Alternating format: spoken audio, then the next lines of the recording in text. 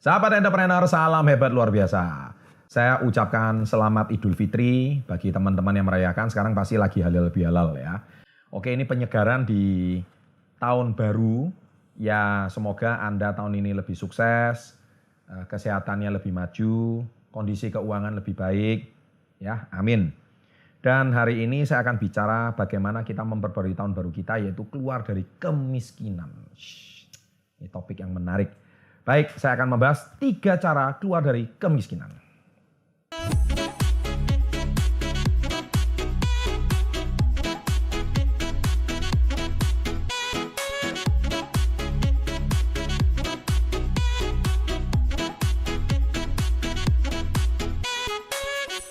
Nah, bicara soal kemiskinan ini memang masalah sensitif ya. Karena Indonesia saat ini memang data terbaru di tahun menurut Badan Pusat Statistik 2018 bulan Maret tercatat angka kemiskinan di Indonesia itu mencapai 9,82%. Sebetulnya ini angka yang tinggi-tinggi amat juga tidak. Apa kriteria orang miskin? Kriteria orang miskin itu artinya sandang, pangan, papan belum terpenuhi dengan cukup. Itu kriteria orang miskin. Tapi jumlahnya sudah di bawah 10% dan ini angka yang paling bagus setelah tahun 1999. Ya, jadi sebetulnya banyak orang yang sudah punya pekerjaan, minimal punya sandang, pangan, dan papan.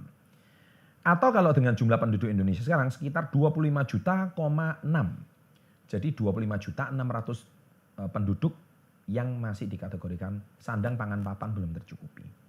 Nah, bagi Anda sahabat entrepreneur yang tidak tergolong ini, bagi saya sih, saya ucapkan selamat, congratulations. Sandang, pangan, papan Anda sudah terpenuhi, tetapi minimal hari ini saya bukan mau membahas bagaimana supaya Anda itu semua dari yang kondisinya sudah cukup, Anda bisa menjadi lebih baik lagi. Nah, saya hari ini mau berikan beberapa fakta tentang kata miskin. Jadi miskin itu sebetulnya bicara soal kondisi angka. Jadi tidak ada hari ini namanya miskin terus lama-lamanya miskin itu nggak ada. Ya, termasuk juga tidak ada jaminan kaya, Anda selama-lamanya kaya itu juga tidak ada jaminan. Tetapi saya mau beritahu Anda satu fakta bahwa miskin dan kaya itu cuma masalah angka. Ya, ada angka yang Anda sebut dengan kata cukup. Ya, itu angka. Jadi apakah Anda dikatakan punya 1 miliar dikatakan kaya? Sedangkan Anda nggak punya 1 miliar dikatakan miskin? Ya nggak juga. Ya, jadi kalau ada satu angka yang menentukan kata Anda tidak lagi miskin, maka saya hari ini berani garis bawahi bahwa sebetulnya miskin itu cuma angka. Saya mau berikan satu perumpamaan seperti ini. Orang yang punya gaji 1 juta aja 1 bulan, tapi dia masih bisa menabung 100 ribu. Itu menurut saya jauh lebih kaya dibandingkan orang yang gaji 10 juta 1 bulan, tapi setiap bulan dia minus 1 juta. Artinya penghasilannya bocor, dia nggak bisa nabung dan masih minus 1 juta. Menurut Anda, apakah orang ini tergolong siapa yang lebih kaya dan siapa yang lebih miskin? Menurut saya, orang yang gajinya 10 juta lebih miskin dibandingkan orang yang gaji 1 juta. Kok bisa Pak? Yaitu tadi, karena dia bisa saving 100 ribu. Nah, jadi kembali miskin dan kaya ini masalah angka. Ya, kalau saya mau lebih dalam masalah mindset. Nah, jadi yang saya mau bahas ini adalah masalah mindsetnya. 3 cara keluar dari kemiskinan. Bukan masalah Anda hari ini tergolong di golongan 9,82% itu tadi. Tidak. Karena banyak orang yang mindsetnya betul, meskipun gajinya kecil, tapi dia bisa jauh lebih kaya raya dibandingkan orang yang gajinya besar. Ya, saya juga pernah lihat seorang manajer eksekutif gajinya 30 juta, tapi setiap bulan dia masih nunggak cicilan. Oh my goodness. Coba Anda lihat. 30 juta dan nunggak cicilan. Nunggak. Bisa Anda bayangkan. Ini apa masalahnya? Nah, inilah problem yang hari ini saya mau garis bawahi. Dengan Anda nonton video ini, Anda akan sadari ada yang salah dengan mindset Anda. Nah, cara keluar yang pertama adalah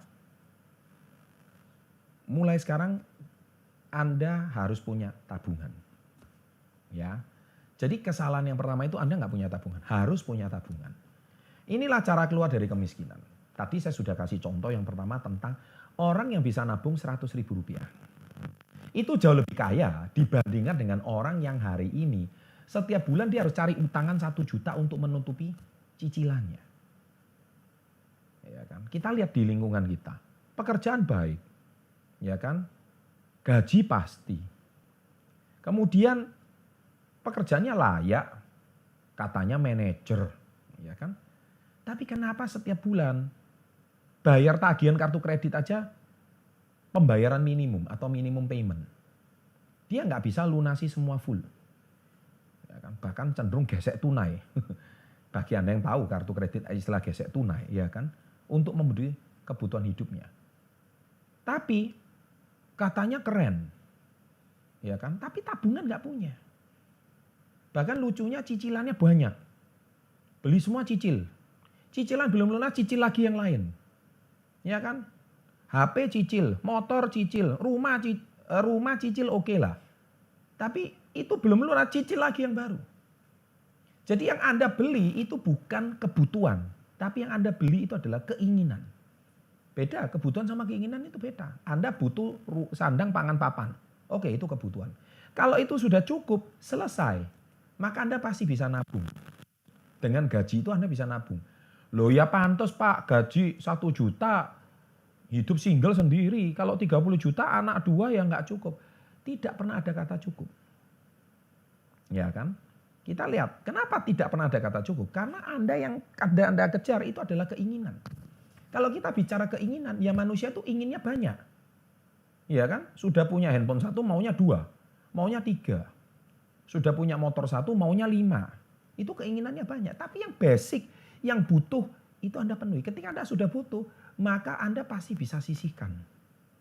Karena sekali lagi ingat, tidak pernah ada kata cukup bagi orang yang memenuhi keinginannya. Tulis itu di kolom komentar. Tidak pernah ada kata cukup ketika Anda mengejar keinginan.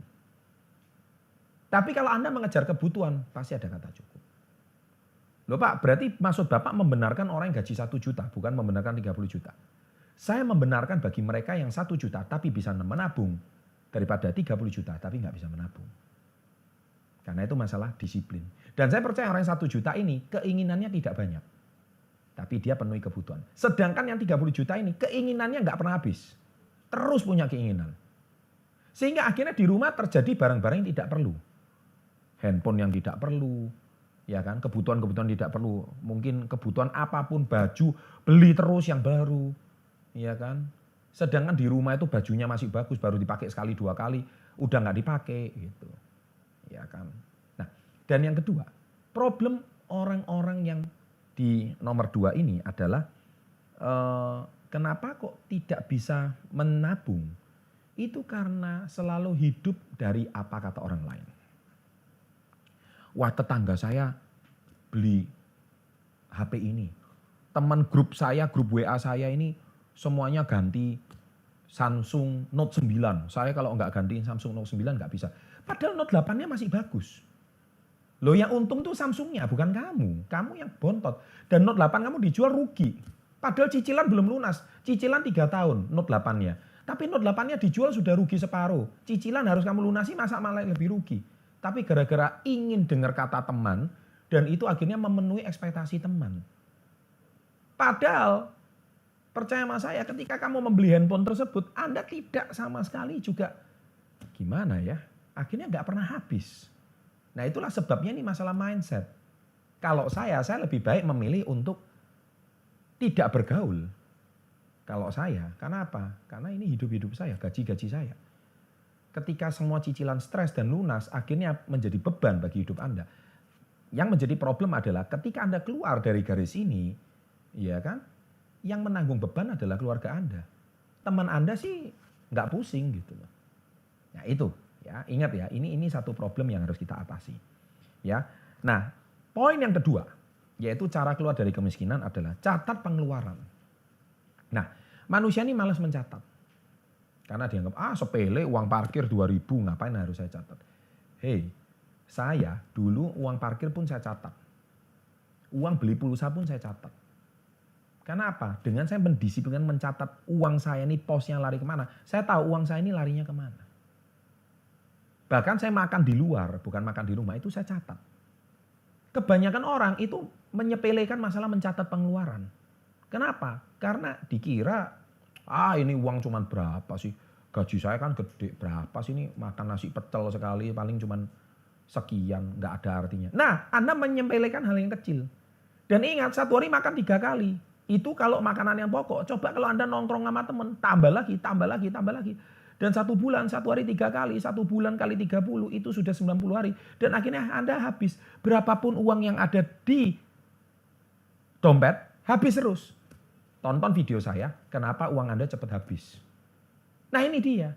Salah satu problemnya adalah Anda menyepelekan masalah mencatat pengeluaran. Catat, setiap hari itu Anda lari kemana. Ketika Anda tahu Anda punya catatannya, Senin saya keluar uang sekian, Selasa saya keluar uang sekian, Rabu saya keluar uang sekian, Kamis saya keluar uang sekian. Semua ketika keluar, maka Anda, ini harus saya agak rem sedikit ini, karena pengeluarannya sudah mulai banyak. Nah itu Anda mendisiplinkan.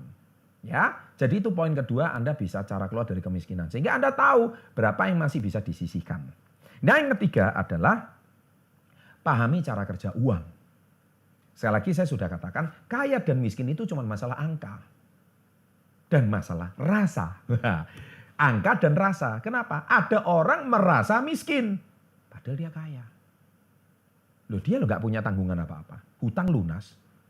Rumah ada, mobil. Tapi masih merasa miskin. Jadi saya sudah bilang kaya dan miskin itu cuma masalah di angka sama rasa.